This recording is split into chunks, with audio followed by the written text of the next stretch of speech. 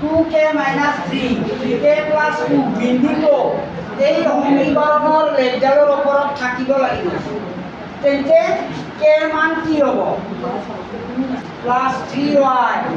plus 15 equal to 0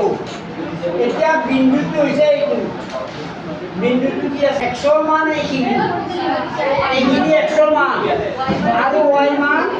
এইখিনি গতিকে x ৰ ঠাইত তুমি এইখিনি বহাই দিয়া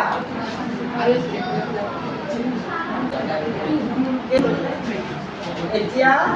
দুই দিয়ে এইখিনি পূৰণ কৰা 4k minus 6 plus 6 কাটা গ'ল 4 3 7 7k plus 15 টো সমান দিনৰ এফালে আহিল minus 15 এতেকে k equal to কিমান হ'ব minus 15 by 7